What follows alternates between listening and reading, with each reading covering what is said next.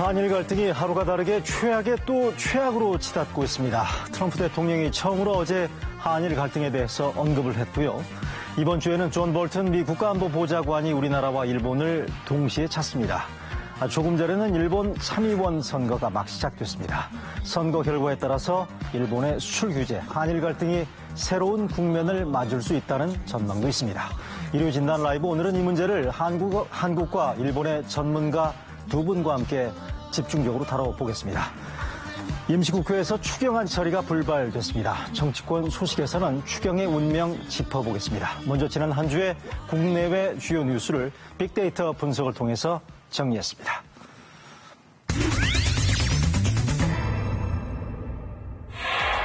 빅데이터 분석을 통해 선정한 한 주간 네이버에서 가장 많이 본 뉴스입니다.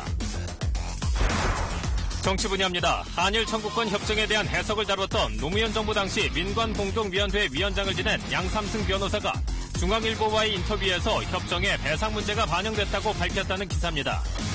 양 변호사는 이번 한일 갈등에 대해 청와대 인사의 급창가 언급은 하수라며 우리 정부가 먼저 양보해야 이긴다고 주장했습니다.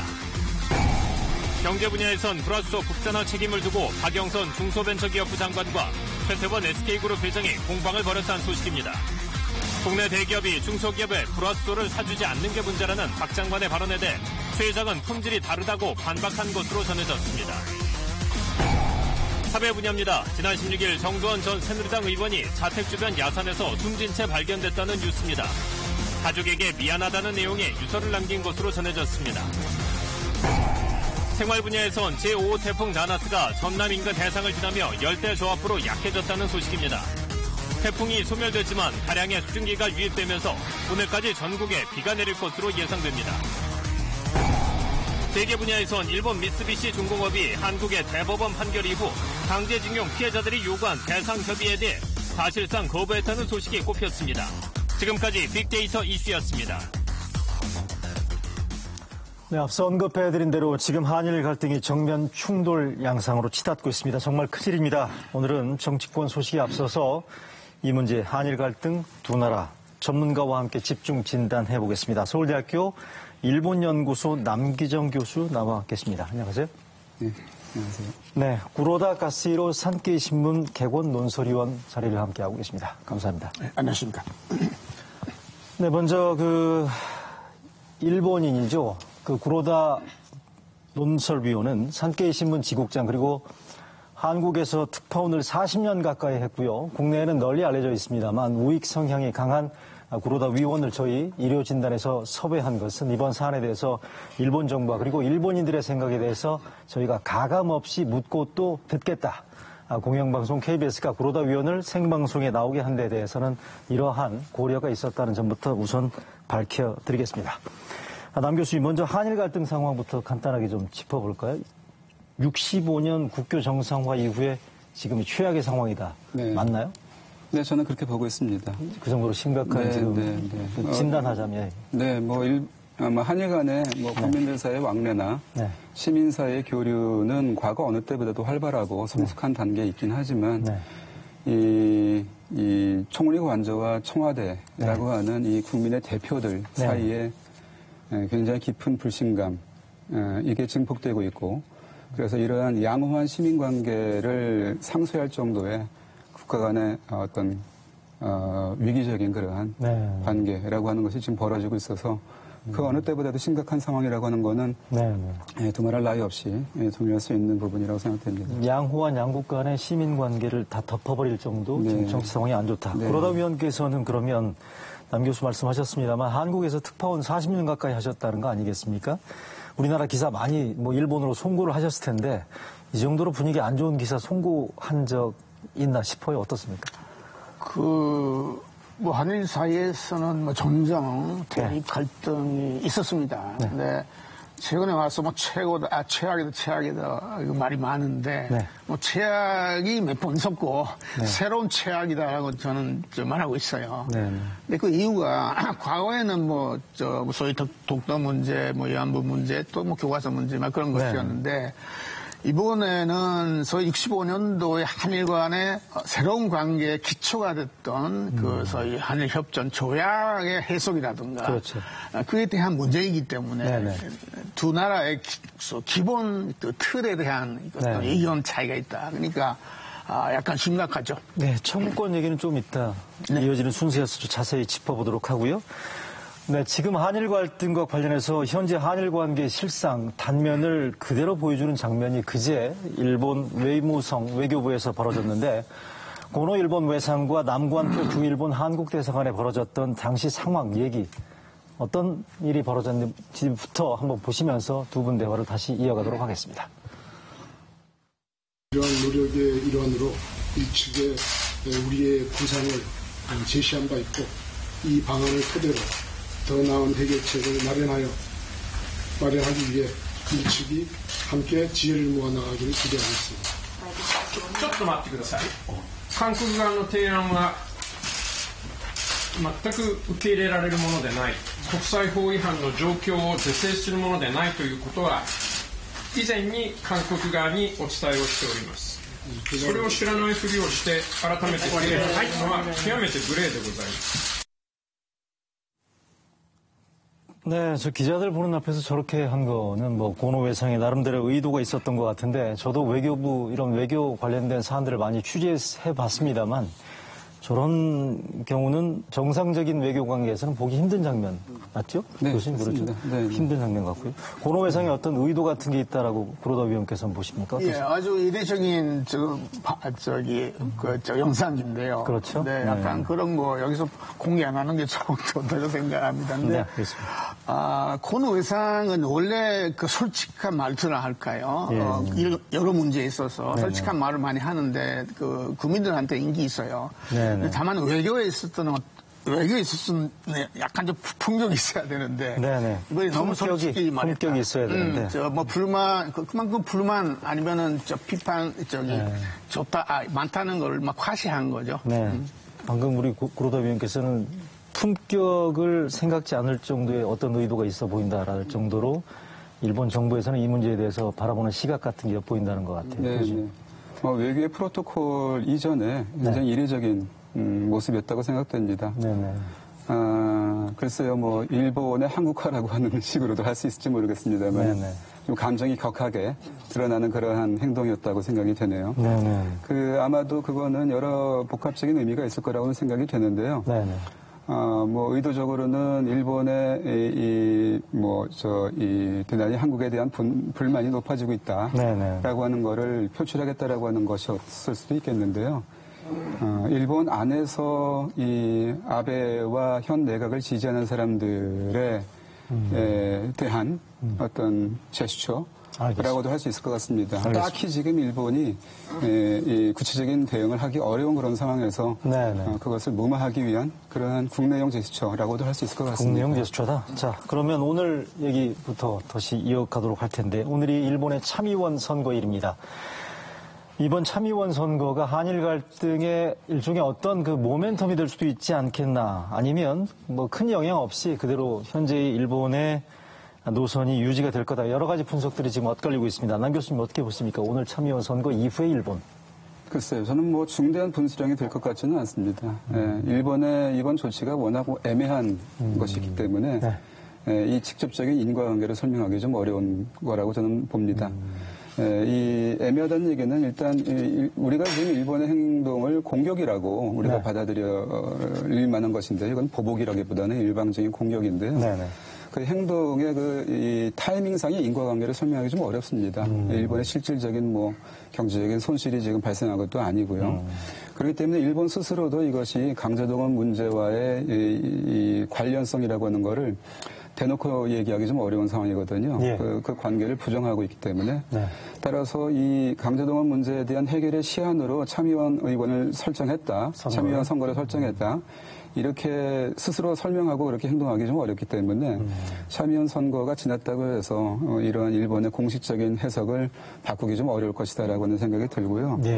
물론 우리 일각에서는 이 참의원 선거를 앞두고 일본의 보수 우익을 집결시켜서 앞으로 이 모멘텀을 헌법 개정으로 이어가겠다라고 하는 그림 속에서 나온 것이다라고 해석도 있긴 있습니다만 저는 그거보다는 그렇게까지 적극적인 의미를 두기보다는 지금 현재 아베 내각이 처해 있는 여러 가지 어려운 공경들 예컨대 국내적으로 일본의 국민들의 관심은 연금 문제나 서비스 인상 같은 생활의 문제들인데 이런 데 대해서 이 현 내각에 대해서 아베 내각에 이렇게 향해질 비판이라고 하는 것을 조금 상쇄할 목적으로 이 이슈를 냈을 가능성은 있습니다. 뭐 그렇다 하더라도 이게 뭐 적극적이고 뭐 그런 의미를 심는 것은 아니기 때문에 참여연 선거가 지났다고 해서 바로 일본의 태도가 변한다라고 하는 건 아닐 것 같습니다. 구로다 의원께서는 이번 선거 결과 이후의 일본 아베 정부의 행보 어떻게 보십니까? 예, 교수님하고 같은 생각인데요. 네, 특히 이번 참여 선거는 특별히 이슈가 있어서 선거한 거 아니고요. 3년마다 하는 거니까. 특히 그런 외교라든가, 특히 한일 관계 같은 거는 전혀 쟁점이 아니었어요. 그래서 끝났다고 해서 상황이 바뀐다고는 볼 수 없지만은 다만 그동안 일본은 아베 수상을 비롯해서 장관들 다 이게 국회의원이잖아요. 그렇죠. 근데 그동안 선거 때문에 바빴었어요. 그래서 선거가 끝나면 일단 본격적으로 전체 외교에 나설 수 있다는 거잖아요. 더 강경한 노선으로 강경하게 적극적으로 나서자는 거죠. 해법으로 자차는 거죠. 그런 점이 예상이 된다. 자, 그렇다면 이번 한일 갈등 그리고 일본의 경제 보복 조치, 수출 규제 조치가 얼마나 오래 갈지에 대한 그 전망을 해보는 것도 지금 의미가 있을 것 같은데 현재 상황이 최악인데 앞으로 더 큰 최악이 남아있다 뭐 이런 전망도 있고요. 일단은 그 화이트리스트 제배 그러니까 수출 우대국에서 우리나라를 빼버리겠다라는 부분들이 지금 확실시되는 그런 상황인데 남 교수님 일본에서 이런 강경 노선이 얼마나 오래 갈지 그러니까 일부에서는 지금 뭐 내년 도쿄 올림픽 때까지 가는 거 아니야 이런 얘기도 나오고 있어요. 뭐 장기적으로는 그러한 타이밍도 각오를 해야 될 수도 있겠습니다. 그렇지만은 이 일본의 조치가 어떤 것인가라고 하는 걸 좀 냉정히 볼 필요가 있는데요. 전 이것을 뭐 저강도 복합 전술이라고 저는 부릅니다. 저강도 복합 아직 전술. 그렇게 그 강도가 그 최고조로 올라가 있는 그런 위기는 아니고 다만 그 강도 위기가 좀 이렇게 유예되고 그 이 시한이 어느 정도 있다라고 하는 거를 일본이 설정해 놓고 있다고 보는데요. 이 핵심 내용은 그 포괄적인 허가에서 이제 개별적인 허가로 이거를 바꾸었다라고 하는 것인데 그 개별적인 허가의 효과가 나타나는 것이 한 90일 정도입니다. 그 시한은 아마도 이 현금화가 이루어지는 시점을 보고서 설정한 것이 아닐까라는 생각이 드는데요. 뭐 시한이 있다고 한다면 그 정도의 시한은 우리가 고려할 수 있겠죠. 그렇지만은 최근에 이 고노타로 외상의 반응이나 또 가나세기 국장의 반응을 보게 되면은 일본이 출구를 열고 있는 듯한 그런 행동도 보입니다. 어떤 면에서? 즉 강도를 더 세게 하기보다는 물론 이제 이 상징적이고 제가 말씀드리는 이 저강도의 이 추후 조치 같은 것들을 계속 취하갈 가능성은 있습니다만은. 예컨대 일본이 더 이상 이 문제를 악화시키지 않으려는 그러한 행동도 따라서 좀 나오고 있거든요. 예컨대 ICJ로 곧바로 간다라거나 하는 거는 좀 지금은 어렵다, 고려하고 있지 않다라든지 다시 중재라고 하는 것 또는 협의를 갖다가 다시 시작할 수도 있다라고 하는 그러한 내용도 들리기도 하고요. 그런 점에서는 지금 굉장히 유동적이긴 합니다만은 이 상황을 관리하려고 하는 그러한 일본의 입장도 있습니다. 따라서 일방적으로 위기를 고조시키기보다는 여러 가지 조치들을 취하긴 취하되 같이 병행해서 출구도 모색하고 있는 그런 상황이라고 이해도 될 것 같습니다. 강경 노선과 함께 나름대로 출구 전략 모색도 가능해 보인다라는 게 우리 남 교수님 설명이긴 한데 구로다 의원 어떻게 보십니까? 일본에서 지금 한국에 대한 아베 정부의 이런 강경 노선 드라이브에 대한 지지 여론이 높아지고 있다는 보도가 지금 나오고 있거든요. 어떻습니까? 이게 얼마나 오래 갈 건지. 뭐 그동안에 그 일본 국민 여론이 너무 한국에 있어서 그 반일적인 뭐 행동이랄까요, 운동, 여러 가지 현상이 있어서 불만이 막 쌓인 거죠, 국민 감정에. 그래서 이번에 아베 정부가 한국에 대한 어떤 여기서는 보복이라고 하지만 저는 네. 외교적인 압력이라고 하는데 네네. 그에 대해서 속 시원하게 느끼는 사람들이 많아서 일본에서요. 그래서 70% 80% 정도 지지가 그에 대해 있었는데 예. 다만 최근에 들어와서 네. 문제가 그 견제로 피화했기 때문에 예. 견제적으로 볼 때는 일본은 손해 보는 거 아니냐 해가지고 예. 역시 그 견제까지 연결시키면은 안 되는 거 아니냐라는 소리도 나와 있고요. 네. 그래서 해법을 찾아야 된다고 하는데 문제는 역시 그 견제 무역이 아니고요. 문제 핵심은 경제와 무역이 아니고 네. 소위 지용공에 관한 개인 보상 문제잖아요. 과거사를 어떻게 정리하느냐 그 문제. 네네. 그에 대해서 한국 정부가 적극적으로 나서면은 당연히 무역 문제도 해결되는 거잖아요. 예. 그래서 일본 측에서는 무역하고 연결시키는 것에 대해서 군대적으로 비판이 있기 때문에 네네. 빨리 한국 정부가 네네. 그 진영권 개인 보상 문제, 과거사 문제에 대한 해법을 제시해달라라는 네네. 분위기예요. 강제징용 문제에 대해서.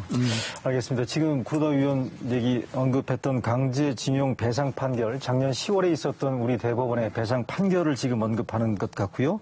여기에 대한 그 판결 이후에 벌어진 한일 간의 갈등 문제에 대한 시급한 일테면 해결을 일본 정부에서는 촉구하고 있다라는 그런 의미인 것 같습니다. 남 교수님. 그렇죠? 네, 그렇습니다. 그런데 그것을 일본 스스로도 이 강제 동원 문제와 이번 조치를 갖다 직접적으로 연결시키는 것은 일본도 부담스럽기 때문에 직접 그렇게 얘기는 못하는 거죠. 그러니까 제스처로 그렇게 그런 이 분위기가 느끼게 하도록 감지하게 하도록 그런 행동들이 여러 가지로 취하고 있는 거라고 할 수 있습니다. 네. 알겠습니다. 그런데 지금 그 강제징용 배상 판결과 관련해서 근본적으로 저희가 일단 이 자리에서 시청자분들의 이해를 돕기 위해서는요. 65년에 있었던 한일 청구권 협정부터 먼저 잠깐 설명을 드리고 가야 될 것 같습니다.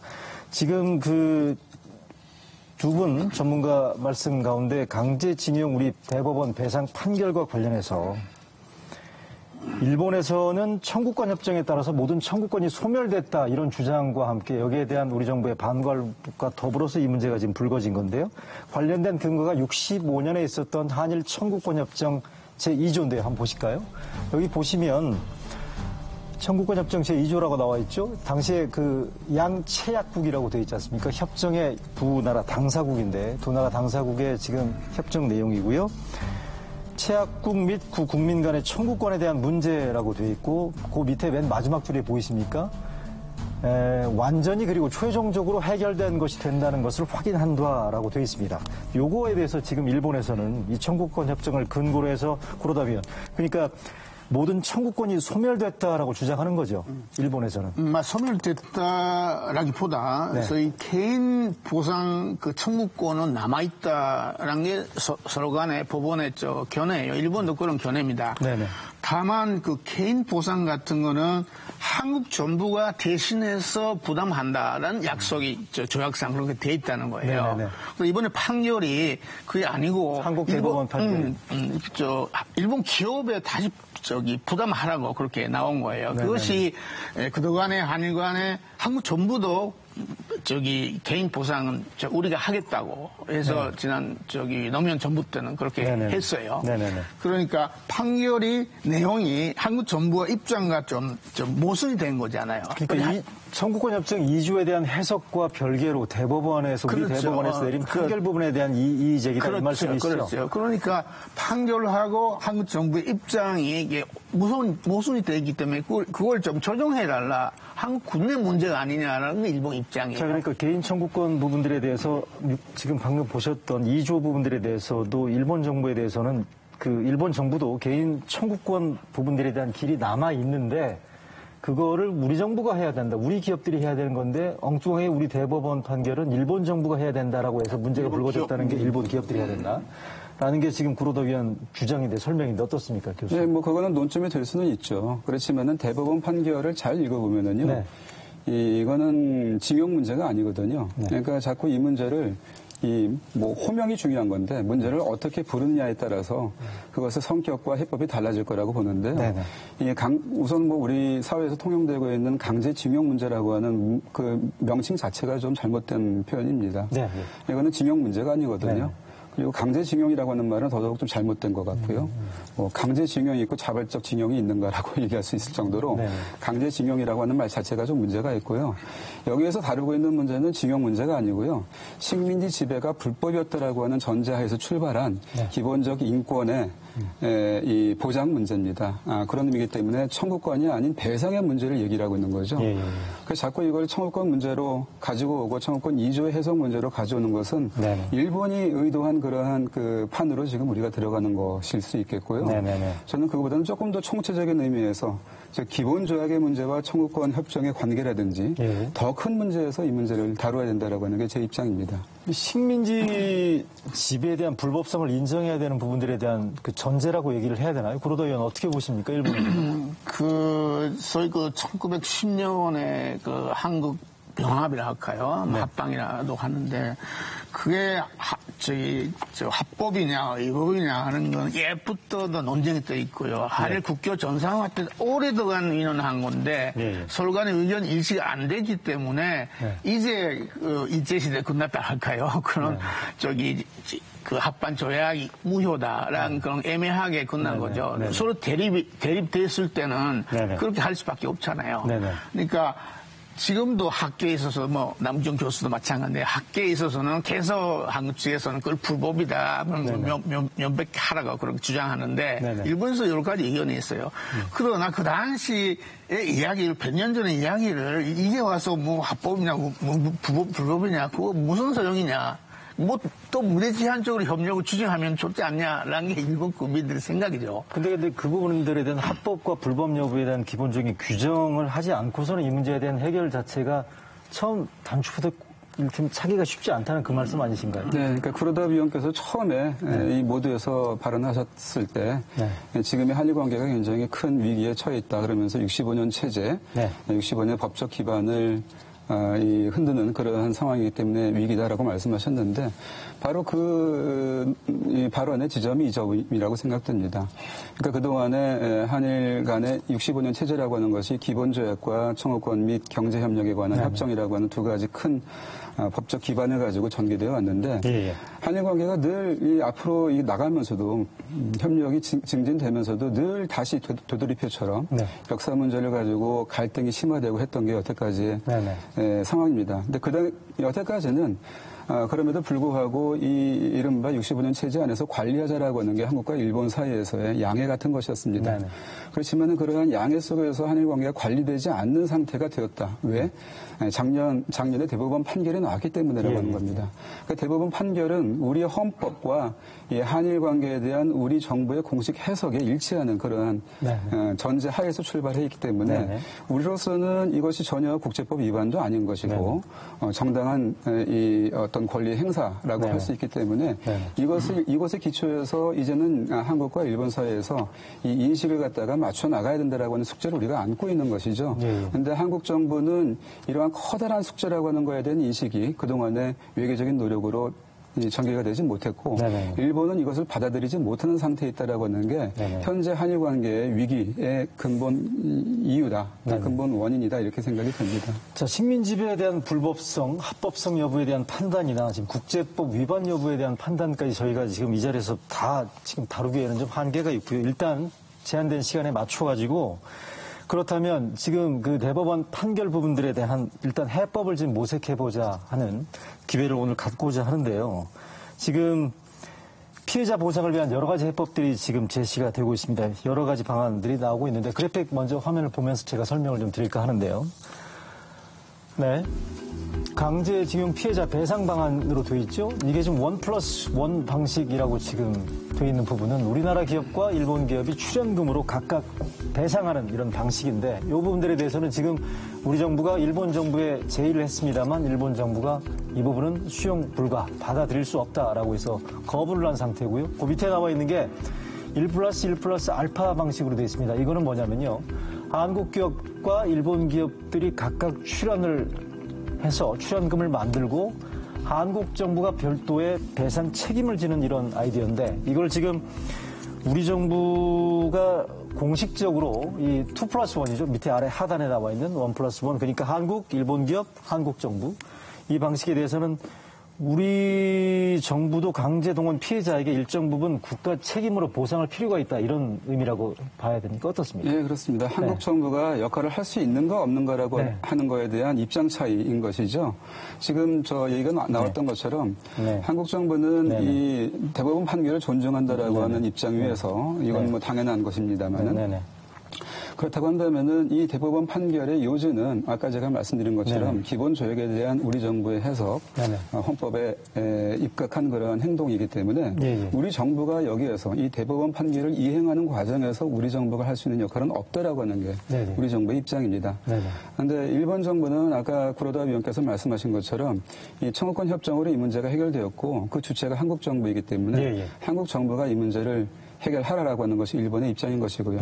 이 문제가 결국에는 지금 이 갈등의 기본인 것이고, 그거는 뭐 말씀하신 것처럼 이 전후에 뭐 14년이라고 하는 마라톤 회의를 거쳐서도 해결되지 않았던 그런 문제였던 것이죠. 그러니까 이제 와가지고 이 문제를 근본적으로 해결한다라고 하는 것은 상당히 지금 시간이 걸리는 문제일 가능성이 있습니다. 이 문제는 해결해야 되지만요.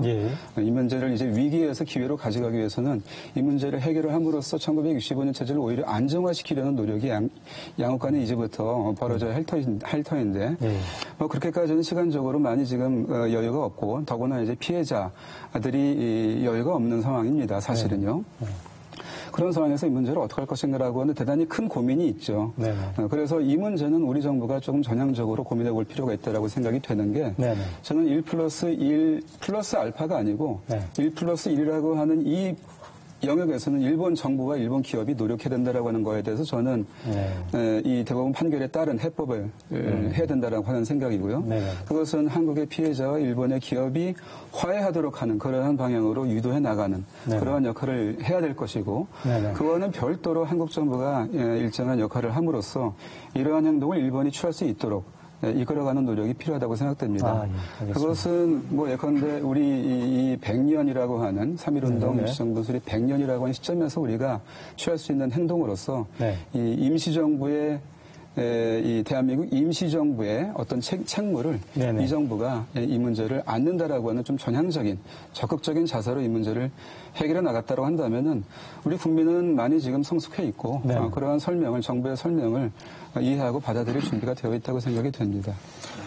이 피해자 배상 부분들에 대한 구로다 위원의 생각을 일단 질문 드리기에 앞서가지고 방금 전에 구로다 위원이 설명하는 과정에서 나왔던 용어를 조금 바로잡기 위해서 잠깐 말씀을 드리고 싶은 게 일본에서는 한일 합방이라는 표현을 사용하고 있습니다만 저희 국내에서는 지금 현재까지 이 부분들에 대한 개념 정리에 대해서는 한일 병탄이나 국권 피탈이라는 부분들로 저희가 지금 정리를 하고 있다는 부분들을 분명하게 일단 밝히면서 일단 대화를 좀 이어가도록 하겠습니다.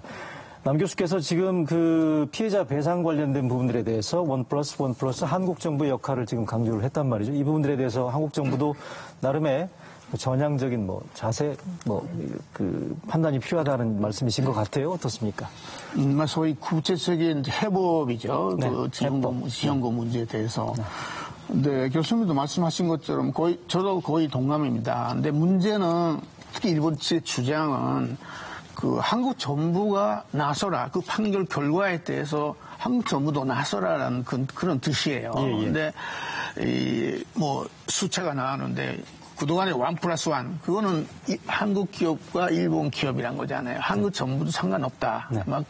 근데 그걸로는 해결할 수 없다라는 게 일본의 입장이고 그러니까 어떻게든 간에 한국 정부가 관여한다. 그러니까 그거는 우리가 말할 때는 2+1 나가네. 근데 2는 한국 기업하고 한국 정부 플러스 일본 기업. 그러니까 2+1. 같은 개념이네요. 그럼.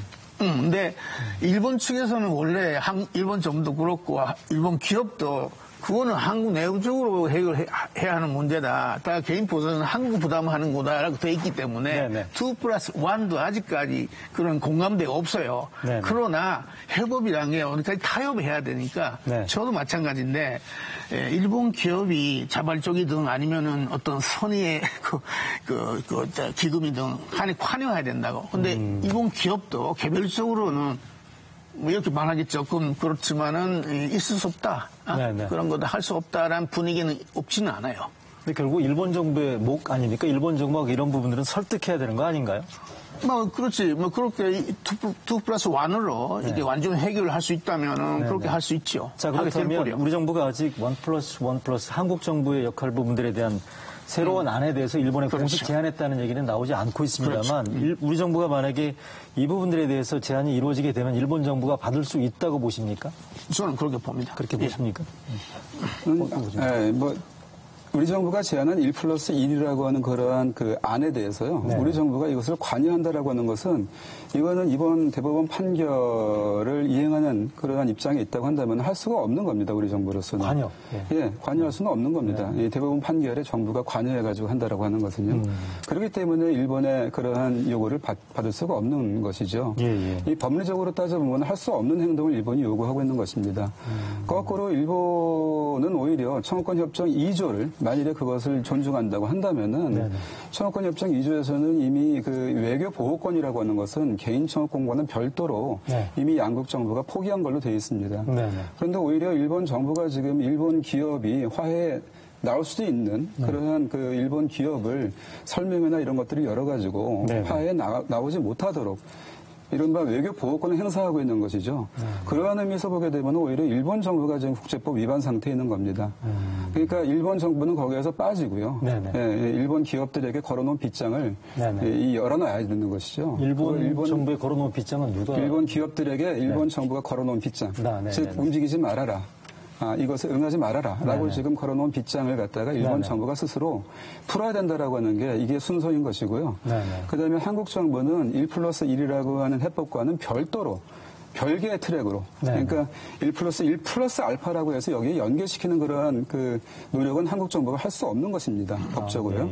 그러니까 1+1이라고 하는 것과는 별도의 노력으로서 한국 정부가 독자적이고 어떤 적극적인 그러한 역할을 할 수는 있겠다라고 하는 겁니다. 그것으로서 일본 정부가 움직이고 일본 기업이 움직인다고 한다면은 그러한 마중물 역할은 우리 정부가 해볼 수도 있겠다라고 하는 게 제 의견입니다. 자, 그렇다면 남 교수 설명대로 일본 정부가 일본 기업에 걸어놓은 빗장을 풀어줘야 된다. 어떻게 보십니까? 그건 할 수 있죠. 할 수 있습니까? 당연히. 물론 저 한국과의 그 협상 과정에서 아니면 한국 정부의 어떤 자세로 나오냐에 따라서 있을 수 없다고 봅니다. 있을 수 있다고 봅니다. 있을 수 있다고 보십니까?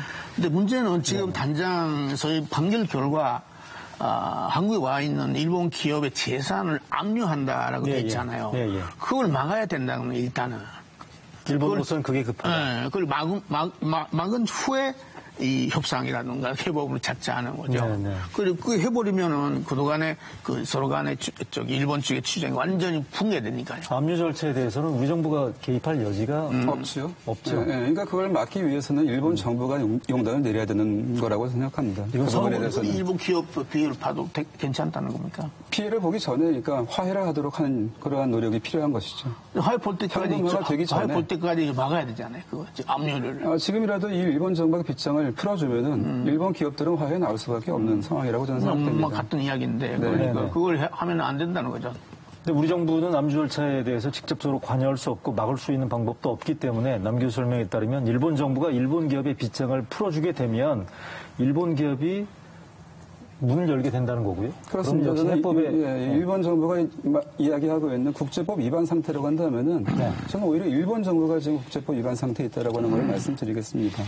그러니까 아무리 해석을 해봐도 한국 정부의 공식 해석, 청구권 협정이나 기본조약에 대한 한국 정부의 공식 해석, 일본 정부의 공식 해석을 취하더라도 그리고 그동안에 한국 정부와 일본 정부가 서로 다른 해석을 한다라고 하는 걸 용인하는 즉 1965년 체제의 지금까지의 관례 즉 이른바 합의할 수 없는 것에 합의한다라고 하는 그러한 입장에 서더라도 네, 예. 뭐 이거는 거의 뭐 관습법처럼 지금 되어 있는 건데요. 네. 그러한 세 가지 입장 어느 입장에 취하더라도 한국 정부가 지금 국제법 위반 상태에 있는 것은 예, 예. 설명이 안 됩니다. 알겠습니다. 네. 자, 그럼 이제 피해자 보상 부분들에 대한 배상 부분들에 대한 해법 부분들은 이 정도로 하고요. 이거 한번 마지막으로 짧은 시간 얼마 안 남았습니다만 구로다 위원께 여쭤보겠습니다. 자, 그동안 이제 한국 정부에 대해서 이 문제 이런 걸 해줘야 되고 개선해야 되고 이런 지적을 하셨는데 구로다 위원 보시기에 일본 정부가 이 문제 해결을 위해서는 어떤 전향적인 자세가 필요하다고 보시는지 설명을 좀. 근데 지금 문제가 특히 한국 측에서는 네. 무역 문제, 견제 문제로 돼 있잖아요. 네. 그래서 국민 감정을 자극해서 어떤 뭐 반일 감정까지 고조되고 있다 그런 네. 상황이죠. 그래서 그 견제 무역 문제와 연결시키는 다고 돼 있는데 그걸 어떻게든가 이제 풀어야 되겠다고 봅니다. 네. 네. 그래서 또 어려운 문제인데 아까부터 제가 말씀드린 것처럼 그 핵심 문제는 징용국 문제다. 네. 그에 대한 한국 측의 어떤 해법이 없으면은 그 무역 문제도 해결할 수 없다. 뭐 제 얘기는 일본 정부가 어떻게 해야 되는 건지 일본 정부에 조언한다면 어떤 걸 조언하실 건지. 글쎄 어렵겠네 아주. 쉽지 않을 네. 거란 말씀이십니다. 뭐 일단은 뭐랄까요, 약간 또 해답이 될지도 모르지만은, 네. 이번에 좀 무역 문제까지 비하해가지고, 한국 분들 감정을 많이 자극했다는 건 사실인데, 예. 그 결과, 한일 간의 어떤 견제적, 면을 중심으로 해서, 예. 얼마나 서로가 기쁜 관계에 있었는지 알게 된 거죠. 네. 특히 한일 간의 그 협력이 한국 경제에 많이 발전에 도움이 됐다는 거죠. 반도체 문제로 이렇게 알게 됐는데 그런 서로 간에 근데 일본도 그 플러스가 있었던 거죠. 이익을 얻은 거예요. 그러니까 한일 관계는 서로 일본에서도 플러스가 있었다. 네. 물론 한국에서도 플러스가 있었다. 그걸 확인하는 게 전제가 아니냐 그렇게 생각합니다. 일본도 그래서 그동안에 한국 덕을 많이 봤다는 거를 이번에 깨닫게 되는 계기였다. 아니, 그렇게 생각해야 된다고요. 근데 제가 말하고 싶은 거는, 한국 분들이 국교 정상화 이후에요. 한일 관계를 아직 부정적으로 보는 시각이 많잖아요. 언론도 마찬가지인데, 사실은 그만큼 한일 관계가 기쁘게 관련돼 있고 협력 관계가 있었다는 거죠. 한국 발전에 플러스 됐다. 그런 것도 이번 기회에 인식해 주시면은 일본 측에서도 어떤 그 해법이 나올지 않겠냐 생각합니다. 저 마지막으로 남 교수님께 지금 최근에 전개되고 있는 국내에서 일본 제품 불매 운동 있지 않습니까? 이 부분들에 대해서는 어떤 식의 이를테면 우리 국민적인 지금 굉장히 세를 확산시키는 상황인데 여기에 대해서는 어떻게 평가하시는지 어떻게 돼야 되는지. 네, 뭐 시민사회 영역에서 자발적으로 그러한 노력이 이루어지는 것은 어떻게 보면 자연스럽고 뭐 어쩔 수 없는 그런 현상이라고 생각이 됩니다. 뭐 일본 정부에서 이것을 좀 심각하게 받아주길 바라는 거고요. 다만 저는 생각이 되는 것은 우리 한국 정부는 우리 국민들이 좀 생각해 볼 것은 우리 한국이 임진왜란 때의 조선도 아니고 한말의 이 대한제국과 같은 그런 국가도 아닙니다. 세계 10위권의 경제력을 갖춘 이 중견국, 강소국이라고도 할 수 있는 그러한 그 국제적인 지위를 차지하고 있습니다.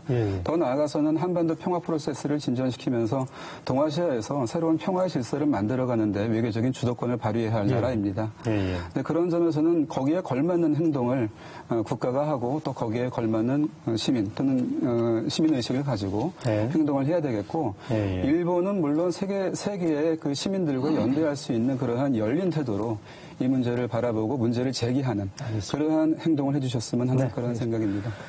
뭐 두 분 말씀 듣고 보니까 문제 해결의 출발점 두 나라 모두 좀 감정을 자제하고 좀 냉정을 되찾아야 되겠다 이런 생각밖에 지금 드는 게 없습니다. 남기정 서울대 교수 그리고 구로다 산케이 논설위원과 함께했습니다. 두 분 말씀 잘 들었습니다. 감사합니다. 감사합니다. 네, 이어서 일요진단 라이브의 긴급 여론조사 순서입니다. 오늘은 때가 때이니 만큼 한일 갈등과 관련해서 이번 문제에 대해서 우리 국민들은 얼마나 심각하게 보고 있는지 또 한일 정상회담 등에 대해서 물어봤습니다. 함께 보시죠.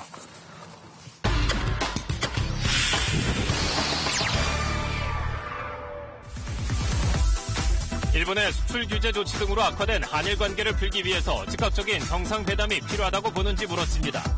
응답자의 49%가 즉각적인 정상회담이 필요하다고 답했고 필요하지 않다는 응답은 43%로 조사됐습니다.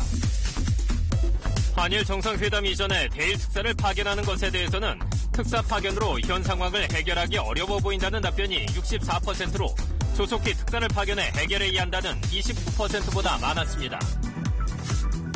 일본의 수출 규제 조치에 대해 우리 정부가 어떻게 대응하는 것이 적절한지 물었는데요. 맞대응 성격의 강경 대응을 해야 한다가 54%, 외교적 해법 등 온건한 대응을 해야 한다가 42%로 나타났습니다. 일본의 수출 규제 조치가 우리 경제에 미치는 영향을 판단할 때 누구의 의견을 가장 신뢰하는지 알아봤습니다. 기업 경영자의 의견을 뽑은 응답자가 31%로 가장 많았습니다. 이어 대통령 28%, 경제학자 19% 등의 순이었습니다. 국회 패스트트랙 지정 과정에서 발생한 충돌로 고소 고발된 국회의원들에 대한 경찰 조사와 관련해 자유한국당 의원들의 경찰 소환 불응에 대해 어떻게 생각하는지 물었습니다. 소환에 응해야 한다가 76%, 소환에 응할 필요가 없다는 14%였습니다. 이어 패스트트랙 관련 고소고발 사건을 어떻게 풀어야 하는지 물었는데요. 사법적 기준에 따라 원칙적으로 처리해야 한다는 답변이 61%, 정치적 충돌로 발생한 문제인 만큼 정치적 해법을 모색해야 한다는 답변이 33%로 나타났습니다.